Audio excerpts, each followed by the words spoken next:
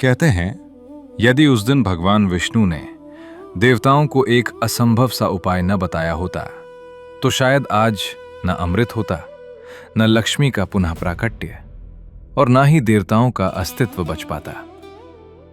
लेकिन आखिर ऐसी कौन सी विपत्ति आ गई थी कि स्वयं इंद्र सहित सभी देवता भयभीत होकर भगवान विष्णु की शरण में पहुंचे? क्या केवल अमृत प्राप्त करना ही समुद्र मंथन का उद्देश्य था, या उसके पीछे छिपा था सृष्टि के संतुलन का एक गहरा रहस्य? यह कथा आरंभ होती है देवराज इंद्र से। एक दिन महर्षि दुर्वासा ने प्रसन्न होकर इंद्र को दिव्य पुष्पों की एक माला भेंट की। वो साधारण माला नहीं थी, बल्कि देवी श्री का आशीर्वाद मानी जाती थी। किंतु इंद्र अपने ऐश्वर्य और विजय के अभिमान में डूबे हुए थे। उन्होंने उस माला का सम्मान करने के स्थान पर उसे अपने वाहन ऐरावत के मस्तक पर रख दिया। ऐरावत ने उसे भूमि पर गिराकर पैरों तले रौंद दिया।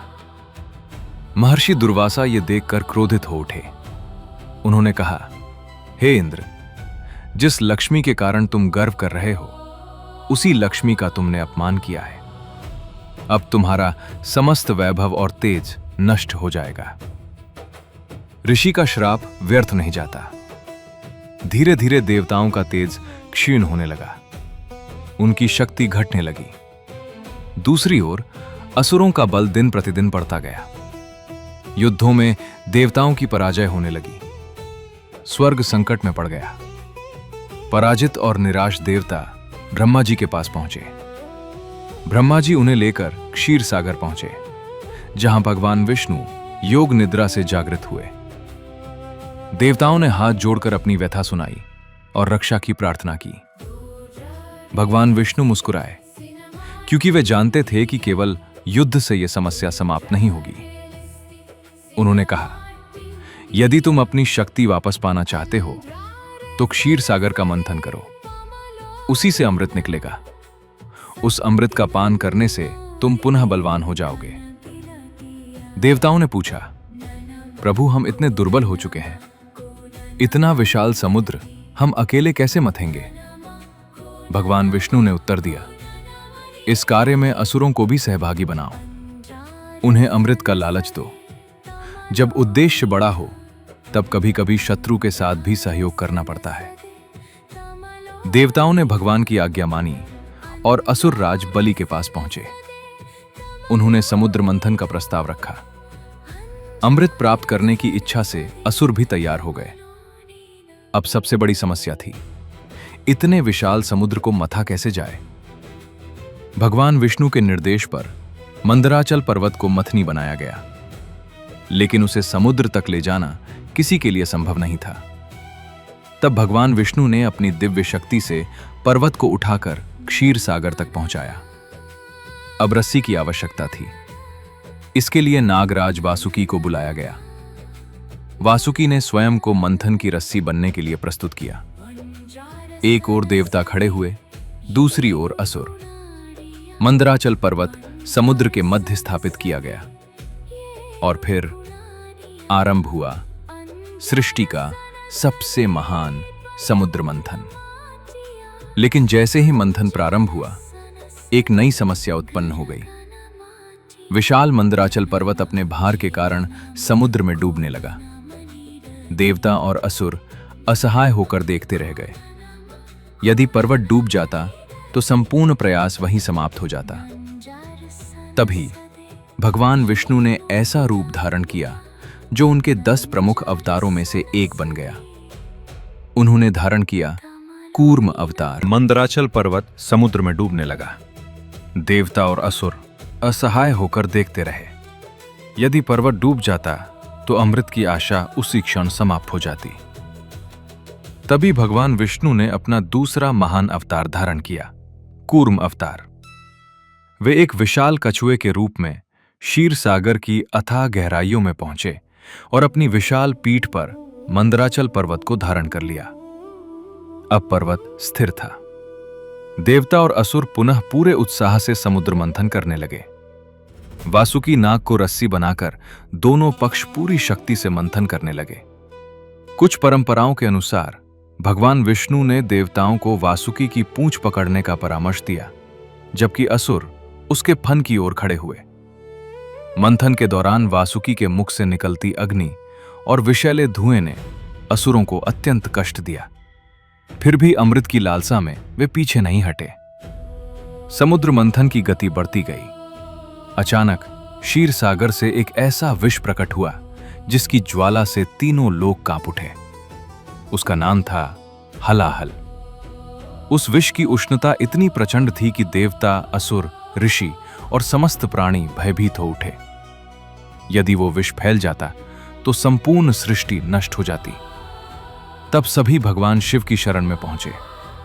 समस्त प्राणियों की रक्षा के लिए भगवान शिव ने बिना एक क्षण का विचार किए हलाहल विष को अपने कर कमलों में लिया और पी लिया।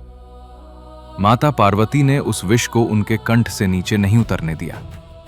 विष उनके कंठ में ही स्थिर हो गया और तभी से भगवान शिव नीलकंठ कहलाए। सृष्टि बच गई। समुद्र मंथन पुनः आरंभ हुआ। धीरे धीरे क्षीर सागर से अनेक दिव्य रत्न प्रकट होने लगे। दिव्य कामधेनु, उच्चैश्रवा अश्व, ऐरावत गजराज, कल्प वृक्ष, अप्सराएं, कौस्तुभ मणि और अनेक अन्य दिव्य विभूतियां प्रकट हुईं। प्रत्येक रत्न का अपना महत्व था और उन्हें उनके योग्य स्थान प्राप्त हुए। फिर वो क्षण आया जिसकी प्रतीक्षा देवता और असुर दोनों कर रहे थे। क्षीर सागर से दिव्य तेज के साथ प्रकट हुई माता लक्ष्मी।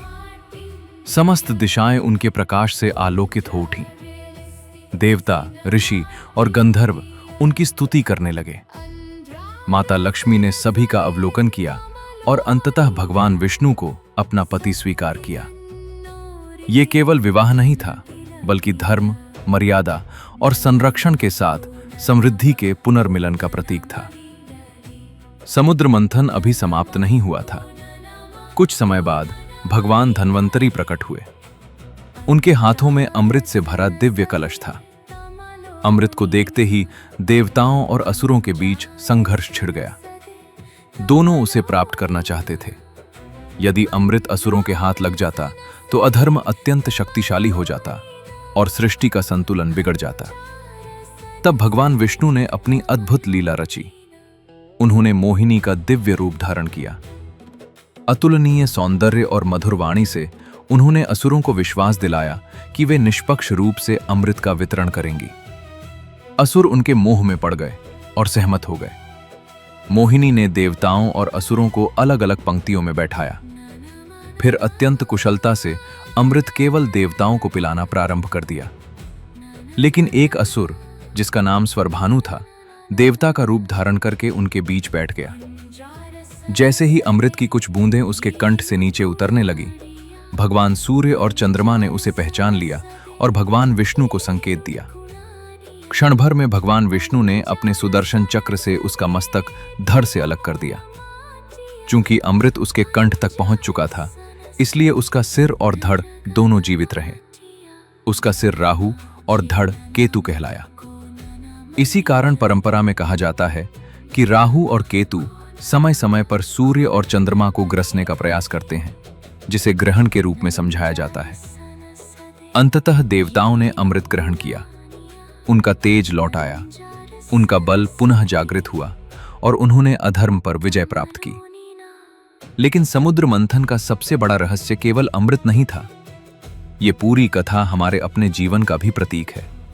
ये संसार एक समुद्र है। हमारा मन वही क्षीर सागर है जिसमें शुभ और अशुभ दोनों प्रवृत्तियां रहती हैं।